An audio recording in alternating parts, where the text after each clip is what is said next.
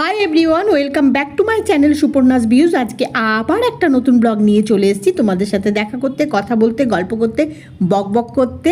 সকাল সকাল নয়, আজ ব্লগটা শুরু করতে অনেকটা বেলা হয়ে গেছে। আর এই যে গোলাপ জামুনের মতো এগুলো দেখছো, এগুলো হচ্ছে আমলকির মোরব্বা। এটা আমি নিজের হাতে বানিয়েছি। এখন এগুলো বয়ামে ভরবো। আজকে ব্লগটা শুরু করতে অনেকটা দেরি হয়ে গেছে, আজকে সকাল সকাল ব্লগ শুরু করতে পারিনি। আর ব্লগের শুরুতেই তোমাদেরকে আমি আমার নিজের হাতে বানানো আমলকির মোরব্বা দেখাচ্ছিলাম। সেগুলো দেখাতে দেখাতেই ব্লগটা শুরু করলাম। ব্রেকফাস্ট করা অনেকক্ষণ আগে হয়ে গেছে। আজকে ব্রেকফাস্ট করার সময় তোমাদের সাথে কথা বলা, গল্প করা, বকবক করা শুরু করতে পারিনি। আজকে একটু তাড়া আছে, বেরোনোর তাড়া আছে। আজকে একটু বেরোবো, কেন কোথায় সেই গল্প পরে করব। আগে আমার হাতের থেকে তোমাদেরকে একটু আমলকির মোরব্বাগুলো দেখাই। এই আমলকির মোরব্বাগুলো না আমি নিজে হাতে বানিয়েছি। সেগুলোকে এখন একটা কাচের বয়াম আছে, তার মধ্যে রাখবো। তো ভাবলাম তার আগে তোমাদেরকে একটু দেখাই। এই দেখো, গোলাপ জামুনের মতো লাগছে না দেখতে? এই যে দাঁড়াও, দেখো এইটার সাইজ দেখো, এই আমলকিটা, এই দেখো, এই যে মোরব্বাগুলো না বেশ ভালো হয়েছে, জানো তো। খেতেও, দেখতে তো ভালো লাগছে, খেতেও ভালো হয়েছে।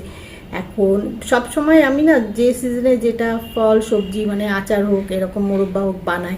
তো আমলকি বেশ অনেকগুলো আনা হয়েছিল, তার মধ্যে থেকে এই কিছু আমলকি এই যে এরকম মোরব্বা বানিয়েছি।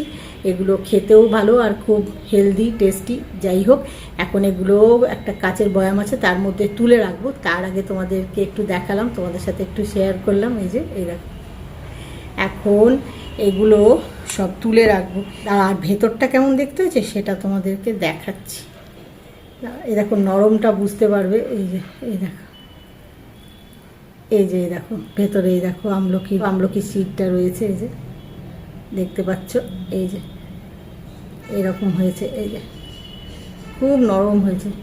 এই যে সিডটা আমলকির, আর এটা আমলকির, এটা মোরব্বাগুলো খুব ভালো হয়েছে গো। তো এখন এগুলো কাচের বয়মের মধ্যে তুলে রাখবো, রেখে লাঞ্চের প্রিপারেশান নিয়ে লাঞ্চ করা শুরু করব। কারণ লাঞ্চটা তাড়াতাড়ি বানিয়ে লাঞ্চ করে তারপরে এক জায়গায় যাব, সেই ব্যাপারে পরে কথা বলছি। আগে লাঞ্চটা বানিয়ে নিই, লাঞ্চ করে নিই, তারপরে কথা হবে।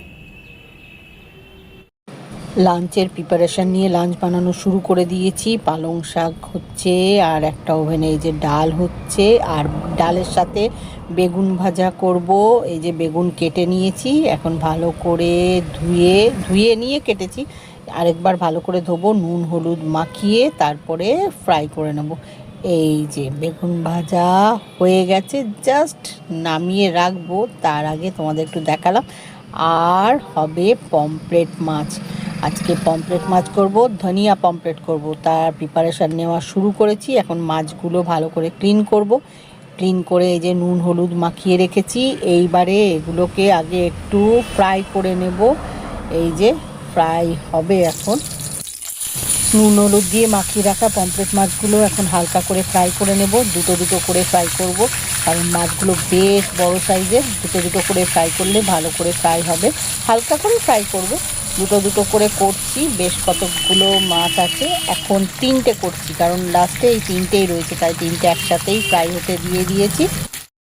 ধনিয়া পমফ্রেট বা ধনেপাতা পমফ্রেটের মশলা রেডি। এখন এর মধ্যে জাস্ট পমফ্রেট মাছগুলো দেব, দিয়ে একটু নাড়াচাড়া করে ঢাকা দিয়ে দেবো। এই যে মাছগুলো এখন দিচ্ছি। আর এই যে মশলাটা দেখছো, গ্রিন ভাবটাই বেশি, কারণ এটা যেহেতু ধনেপাতা দিয়ে তৈরি, মানে ধনিয়া পমফ্রেট বা ধনেপাতা পমফ্রেট যেটাই বলো না কেন, তাই ধনেপাতার ভাগটাই বেশি, আর সেই জন্যে একটু গ্রিনই লাগছে দেখতে। এখন একটু এই পার্ট থেকে ও পার্ট করে দিলাম, মানে যেটা প্রথমে যেই পার্টটা দিয়েছিলাম সেটা উল্টে দিলাম, মানে একটু নাড়াচাড়া করে মাখা মাখা করলাম। আর একটু কাঁচা লঙ্কা চিড়ে দিয়েছি, দেখতেই পাচ্ছ। এখন এটা পুরো স্টিমে রান্না হবে, তাই গ্যাসের ফ্লেমটা একদম লো করে দিয়েছি। এখন ঢাকা দিয়ে অপেক্ষা করতে হবে ভালো করে কুক হওয়ার জন্যে। লাঞ্চের প্রিপারেশান নিয়ে লাঞ্চ বানানো হয়ে গেছে। এখন জাস্ট লাঞ্চ করব, করে রেডি হয়ে বেরোবো। তো বেরোনোর আগে তোমাদের সাথে কথা বলবো, তো এখন ভাবলাম একটু কথা বলে নিই। লাঞ্চের মেনুতে কি কি রয়েছে মোটামুটি তোমরা জেনেই ফেলেছো। তোমাদেরকে ব্যাক ক্যামেরা করে দেখাচ্ছিলাম যখন আমি লাঞ্চটা বানাচ্ছিলাম। আর এখন লাঞ্চ বানানো কমপ্লিট, ডাইনিং টেবিলে সব মেনু রেডি লাঞ্চের জন্যে। আর শুধু ধনিয়া পমফ্রেট বা ধনেপাতা পমফ্রেট যেটা বানিয়েছি আজকের লাঞ্চের মেন আকর্ষণ, তো সেটা এখন গ্যাসে, সেটা এখনও ডাইনিং টেবিলে আনিনি। ওটা যেটা যে পাত্রে রান্না করেছি আর কি, সেটা যে কন্টেনারে রান্না করেছি তার মধ্যেই রয়েছে। জাস্ট গ্যাস ওভেনটা অফ করলাম, করে ভাবলাম তোমাদের সাথে একটু কথা বলি। ততক্ষণে একটু ওটা স্টিম ইয়েতে থেকে যাবে, তাতে জিনিসটা আরও ভালো হবে খেতে। আমি যে কোনো রান্নায় জানো তো গ্যাসে যখন গ্যাসটা, আমি যে কোনো রান্নায় গ্যাস অফ করে সঙ্গে সঙ্গে প্লেটে সার্ভ করি না বা কোনো কন্টেনারে ঢেকে রাখি না।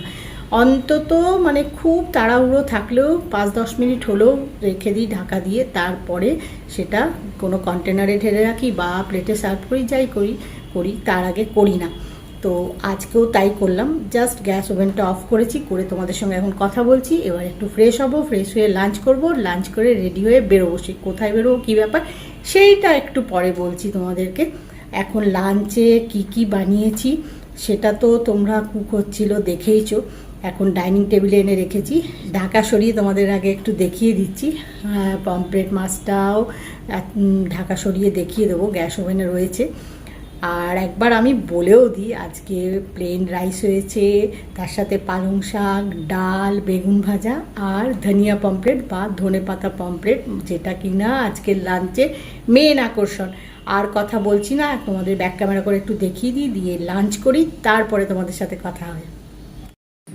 লাঞ্চ বানানো কমপ্লিট, ডাইনিং টেবিলের ওপরে সব এনে রেখেছি ঢাকা দিয়ে। এখন ঢাকা সরিয়ে সব তোমাদের দেখাচ্ছি। এটা পালং শাক, এটা হলো ডাল, আর ডালের সাথে রয়েছে বেগুন ভাজা। এই যে সব ঢাকা সরিয়ে দেখাচ্ছি, আবার ঢাকা দিয়ে রেখে দেবো। আর আজকের লাঞ্চের প্রধান আকর্ষণ যেটা ধনিয়া পমফ্রেট বা ধনেপাতা পমফ্রেট, সেটা অনেকক্ষণ আগে কুক হয়ে গেছে, গ্যাস অফ করে দিয়েছি, কিন্তু ঢাকাটা সরাইনি। এই জাস্ট সরালাম তোমাদের দেখানোর জন্য। আমি যে কোনো রান্না হয়ে যাওয়ার মানে 10-15 মিনিট পরেই ঢাকাটা সরাই বা প্লেটে সার্ভ করি। এখন আবার ঢাকা দিয়ে রেখে দিচ্ছি। দেখতে তো ভালোই হয়েছে, দারুণ একটা স্মেল বেরোলো, আশা করি খেতে ভালো হবে। এখন লাঞ্চ করে তারপরে কথা। লাঞ্চ করা হয়ে গেছে, এখন তোমাদের সাথে একটু কথা বলছি, কথা বলে রেডি হয়ে বেরোবো। আর আজকে এখন কেন বেরোবো, কৌশিক আমি সবাই বেরোবো, কেন বেরোবো সেটা তোমাদেরকে বলিনি সকাল থেকে, সেটা তোমাদের সাথে শেয়ার করা হয়নি, বলা হয়নি। বলছিলাম যে একটু পরে বলবো, কারণ লাঞ্চ বানাতে ভীষণ ব্যস্ত ছিলাম, যে তাড়াতাড়ি করে লাঞ্চ বানিয়ে লাঞ্চ করে বেরোতে হবে, তাই তখন আর কোনো কথা বলিনি। তো সেই কথাটাই তোমাদের সাথে শেয়ার করব বলে এখন রেডি না হয়ে আগে তোমাদের সাথে কথাটা শেয়ার করে নিচ্ছি, করে তারপরে রেডি হয়ে বেরোবো।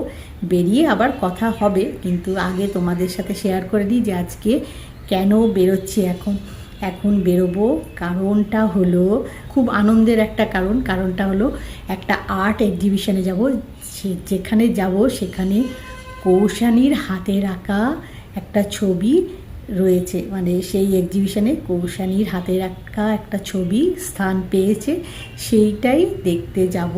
সেটা একটা টাইম ধরে দেখানো হবে, যে গ্যালারিতে এই আর্ট এক্সিবিশনটা হচ্ছে সেটা একটা টাইম ধরে, তো সেই টাইমের মধ্যে পৌঁছতে হবে। তো সেই জন্যে খুব আনন্দ, তাই সকাল থেকে খুব ব্যস্ত, ব্লগ শুরু করতেও দেরি হয়েছে। আসলে শীতকালের বেলা তো, মানে সকাল থেকে কখন যে বিকেল হয়ে যায় সব সময় বলি তোমাদের, তারপরে সন্ধে হয়ে যায়, আর এখানে একটা সময় ধরে যেতে হবে, তাই তাড়াহুড়ো করে আগে লাঞ্চটা বানিয়ে নিয়েছি, লাঞ্চ করে নিয়েছি। এখন তোমাদের সাথে কথাটা শেয়ার করলাম, এবারে শুধু রেডি হয়ে বেরোনোর পালা। আর এখন কথা বলছি না, এখন রেডি হয়ে আগে বেরোই, তারপরে এক্সিবিশনে গিয়ে যেটুকু শেয়ার করা যায়, দেখানো যায়, সেটুকু অবশ্যই তোমাদের সাথে শেয়ার করব, দেখাবো। কারণ প্রত্যেকটা জায়গাতেই না কিছু রেস্ট্রিকশান থাকে ছবি তোলার বা রেকর্ডিংয়ের, তো যেটুকু তোমাদের সাথে শেয়ার করা যায়, দেখানো যায়, আমি অবশ্যই তোমাদের সাথে শেয়ার করব, দেখাবো। আর এখন কথা বলছি না, দেরি হয়ে যাবে, রেডি হয়ে আগে বেরোই, তারপরে বাকি কথা গল্প হবে। আর্ট এক্সিবিশনে এসে পৌঁছে গেছি। এই যে কৌশিক আর কৌশানী ঘুরে ঘুরে সব দেখছে, এখনও উদ্বোধন হয়নি, উদ্বোধন হলে ভিড়টা হবে। তো উদ্বোধনের যে প্রোগ্রাম সেটা হবে, যেখানে সব চেয়ার পাতা আছে, ছোট্ট করে একটা অনুষ্ঠান হবে। তো আমরা ঘুরে ঘুরে সব দেখছি। কৌশানীর আঁকাটা তোমাদেরকে আগে দেখায়, দাঁড়াও। এখানে এই আর্ট এক্সিবিশনে সব রকম বয়সের ছেলে মেয়েদেরই ছবি আছে, বয়স অনুযায়ী ভাগ করে দিয়েছে এক একটা জায়গা। তো কৌশানীর বয়সী ছেলে মেয়েদের আঁকাগুলো এইদিকে আছে, সেইটা তোমাদেরকে আগে দেখায় যে কৌশানী কোন ছবিটা এঁকেছে। কৌশানী একটা ওয়াটার কালার করেছে, তো সেটা দেখাচ্ছি, দাঁড়াও আগে তোমাদের ভালো করে সেটা দেখাই, তারপরে চারিদিকটা দেখাচ্ছি। এই যে কৌশানীর আঁকা ছবি, এটা দাঁড়াও একটা মার্ক করে দিই, বুঝতে পারবে। এই যে এই দেখো, এই ছবিটা কৌশানী এঁকেছে, ওয়াটার কালার করেছে। এখানে কৌশানীর বয়সী ছেলে মেয়েদের সব আঁকা ছবি রয়েছে।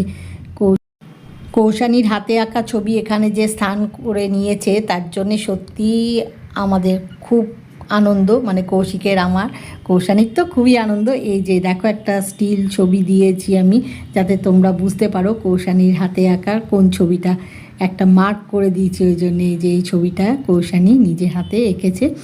যাই হোক, এখন এটা ভালো করে একটু তোমাদের দেখিয়ে দিলাম। অনেকগুলো ফটোশ্যুট করেছি, তার মধ্যে কিছু ফটো দিলাম তোমাদের বোঝার সুবিধের জন্য যে কোনটা কৌশানীর হাতে আঁকা ছবি। এখন ঘুরে ঘুরে একটু ছবিগুলো দেখি, তারপরে উদ্বোধনী অনুষ্ঠান হবে, তারপরে সবাই দেখবে। তো আমরা তার আগে একটু ভালো করে ঘুরে দেখি কতক্ষণ সময় লাগে। যতটা তোমাদের সাথে শেয়ার করা যায়, দেখানো যায় দেখালাম। অনেক সুন্দর সুন্দর সব ছবি আছে, দেখো। খুব আমার তো প্রত্যেকটা ছবি খুব সুন্দর লাগছে, মানে প্রত্যেকটা আঁকাই না যেন এক একটা রকমের, এক একটা ধরনের।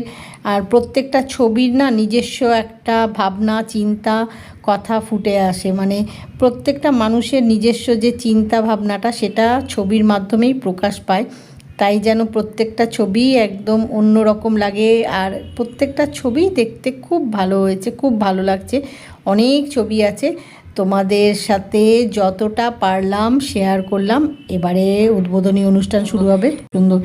যাই হোক, তাই আজকের ব্লগটা এখানেই শেষ করছি। আজকের ব্লগ যদি তোমাদের ভালো লেগে থাকে তাহলে লাইক করো, শেয়ার করো, কমেন্ট করো, সাবস্ক্রাইব অবশ্যই করবে। সাবস্ক্রাইব করতে ভুলো না কিন্তু। খুব শিগগিরই দেখা হবে নতুন একটা ব্লগে।